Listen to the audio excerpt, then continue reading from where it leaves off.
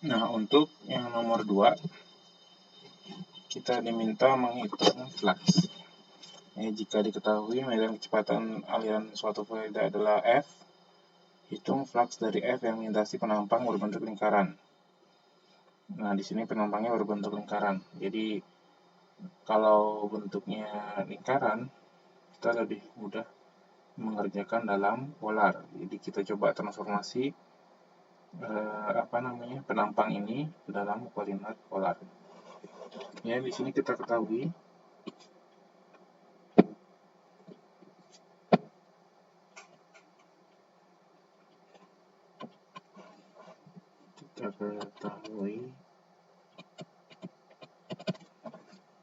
R itu adalah lingkaran berjari-jari 1 dan berpusat di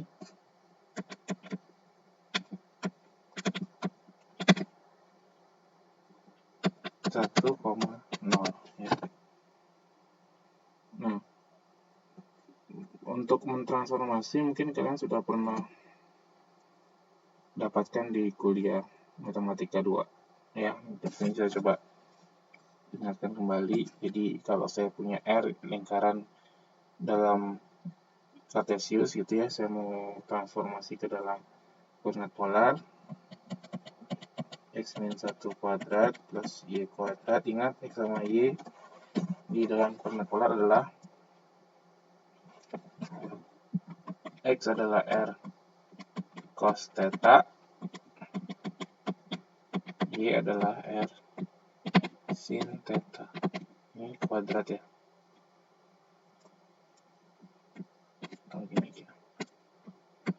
R sin theta kuadrat. Ini sama dengan 1. Ya. Tentunya kita bisa jabarkan ini sehingga nanti yang kita dapatkan adalah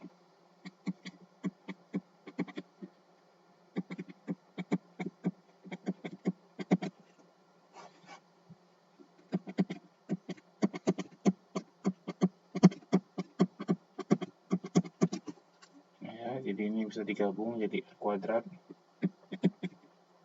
satunya bisa dicoret, min 2R cos theta. R nya bisa dikeluarin,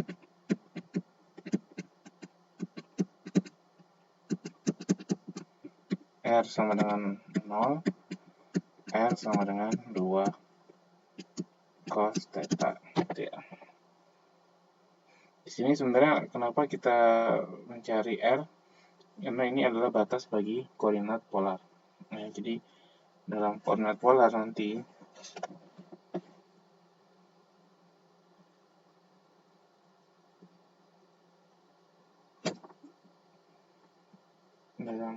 maka batas bagi R-nya adalah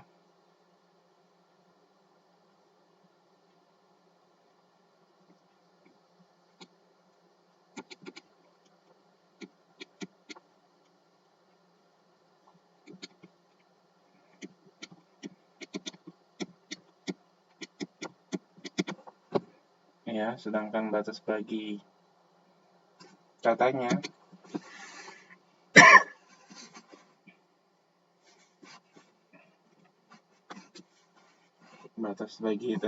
adalah min pi per 2 ya.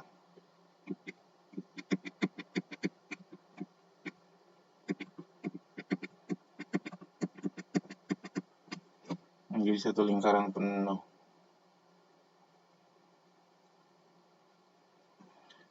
Nah, setelah kita transformasi ke dalam koordinat polar, baru kita hitung integral fluxnya. Ya.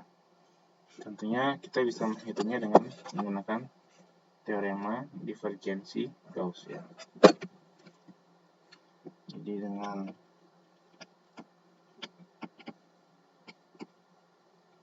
teorema divergensi Gauss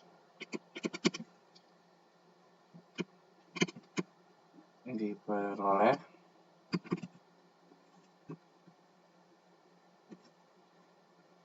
ya, integral lengkap 2 atas C dari F dot N ds, ini vektor ya, itu sama dengan apa? Integral atas R divergensi F dA gitu ya, R-nya vektor. Ini sama dengan apa? Div F itu apa? Jangan lupa div F itu adalah skalar ya, jadi turunan dari komponen kecepatannya terhadap X terhadap Y gitu ya, masing-masing terhadap X terhadap Y. Jadi di sini kalau kita turunkan adalah 2Y kuadrat ditambah 2X kuadrat dx dy gitu ya.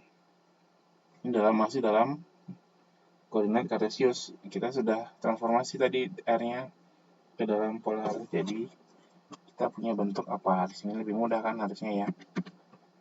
Integral X kuadrat plus Y kuadrat itu R kuadrat. Jadi kita punya 2R kuadrat dx dy itu dalam polar atau apa? R dr d theta. dr-nya batasnya dari 0 sampai 2 cos theta. Tetanya dari min pi per 2 sampai pi per 2. Ya, ini kalau kita cari 2R pangkat 3 itu integralnya apa? 2 per 3 R pangkat 3 R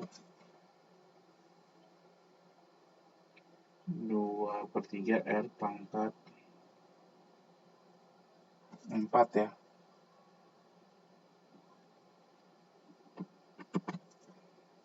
Dua per 3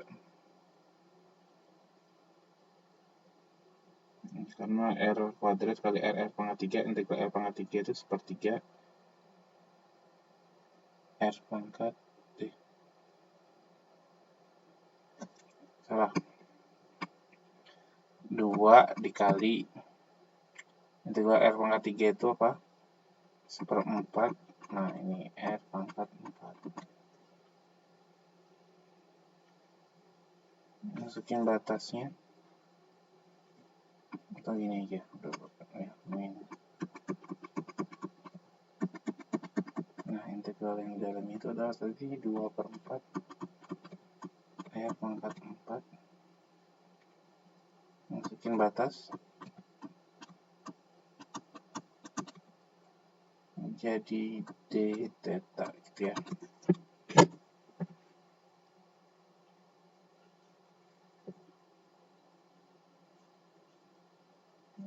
Oke.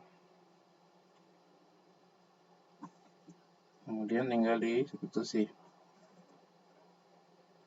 Di sini 2 per 4-nya bisa keluar dulu ya.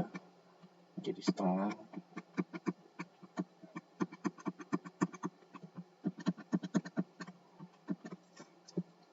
Nah, R pangkat 4 artinya berarti apa? 2 pangkat 4 16 dikali cos pangkat 4 theta. Ini d theta ya. Ini di 8. Jadi 8 integral min pi per 2 sampai pi per 2 cos pangkat 4 theta d theta. Gitu ya. Jadi ini karena dia fungsi genap, ya ini sama dengan kita bisa ubah sebenarnya menjadi ini apa tadi 2.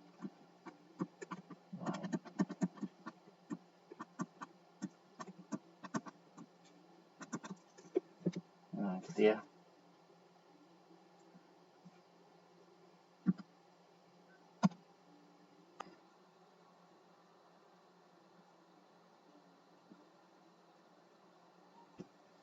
Nah, untuk menghitung integral cos pangkat 4 theta ini, nah ini ya, kalian bisa gunakan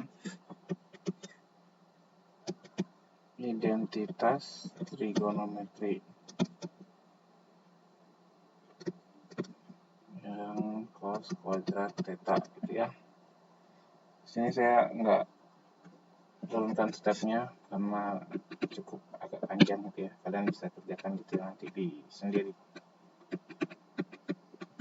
Jadi langsung aja mungkin ya. 1/32 dikali 12 theta ditambah 8 sin 2 theta ditambah sin 4 theta. Ini 0 sampai per 2. Jadi setengah ya. Ini menjadi 6pi. Sin pi itu berapa? 0 ya. Sin 2pi itu juga 0 ya, jadi ditambah 0, nah dikurang 0, berarti ini 0 semua ya. 0 tambah 0 tambah 0.